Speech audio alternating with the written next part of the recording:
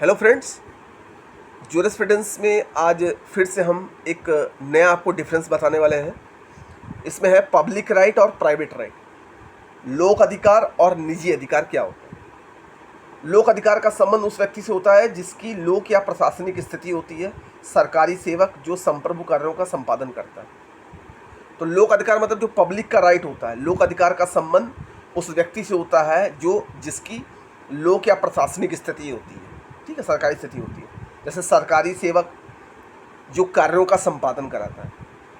और private right मतलब निजी अधिकार। निजी अधिकार का संबंध आम व्यक्ति से होता है जिसे प्रशासनिक स्थिति प्राप्त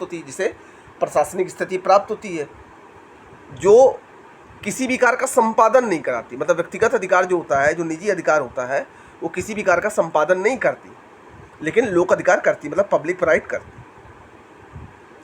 लोक अधिकार का संबंध किसी व्यक्ति के पद से होता है तथा उस व्यक्ति के पद के कारण होता है। अब लोक अधिकार का मतलब हो गया कि पर्टिकुलर कोई पर्सन किस पद पर है, आईएएस है, आईपीएस है, आईआरएस है, आईएफएस है, या किसी सरकारी संस्था का कोई सरकारी कर्मचारी है।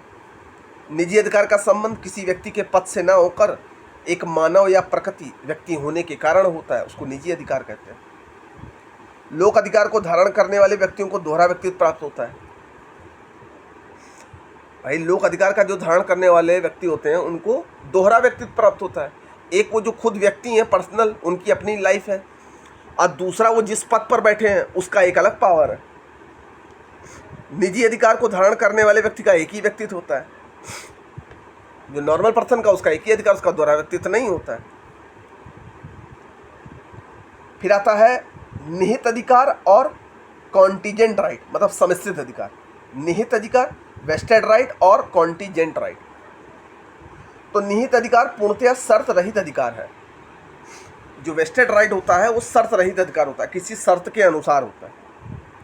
और समिश्रित अधिकार अपूर्ण अधिकार है, यह किसी शर्त को पूरा करने पर प्राप्त होता है।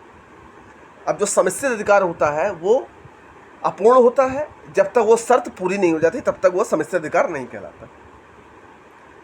निहित अधिकार किसी निजी व्यक्ति के कार्यों द्वारा परास्त नहीं होता।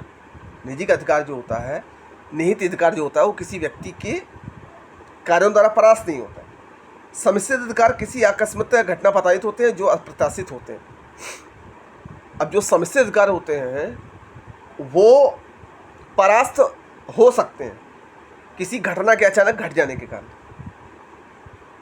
निहित अधिकार पूर्ण होते हैं, इसके लिए किसी घटना या तथ्य का घटित होना आवश्यक नहीं होता। निहित अधिकार जो होते हैं इसके लिए किसी घटना का घटित होने का आवश्यक नहीं होता। आवश्यक का अधिकार निहित अधिकार है। आवश्यक का अधिकार जो होता है वो निहित अधिकार है। समिश्रित अधिकार किन्हीं तथ्यों के घटित होने के आधार पर निर्भर होते हैं जिन्हें विधि द्वारा घटित होना चाहिए। एक पुत्र को प्राप्त उत्तराधिकार का अधिकार उत्तरजीविता का अधिकार है। ये उत्तराधिकार का अधिकार, ठीक। अब बात करते हैं विधि का प्रश्न और तथ्य का प्रश्न।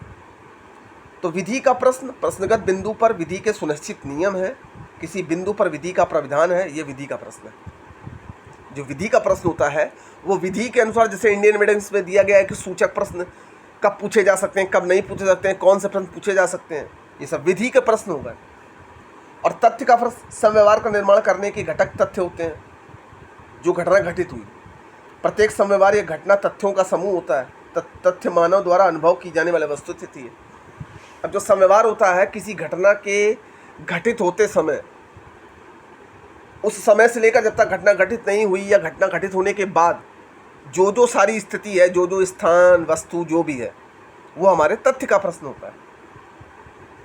यदि किसी विधि या परिनियम के प्रावधान अस्पष्ट होते हैं या अनिश्चित होते हैं तब न्यायाधीश उसके वास्तविक अर्थ को स्पष्ट करता है तथा विधि के प्रति का निर्धारण करता है। ऐसा कोई विधि या परिनियम के प्रावधान जो अस्पष्ट होते हैं तो न्यायाधीश महोदय क्या करते हैं, उसको स्पष्ट करते हैं ताकि विधि के प्रश्न का निर्धारण हो सके।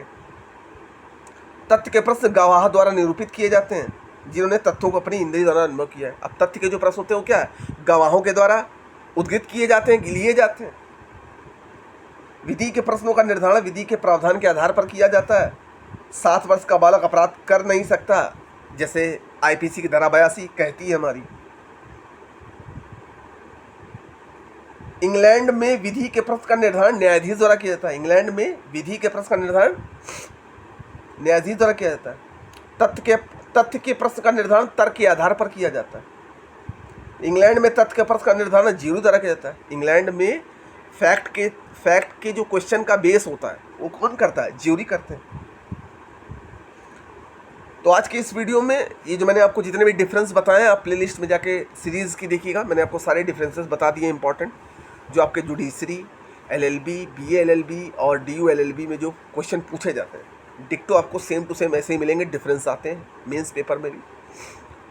बाकी वीडियो अच्छा लगे तो ज़रूर पूरा देखिएगा और अच्छा लगे तो शेयर कर दीजिएगा। तब तक के लिए धन्यवाद।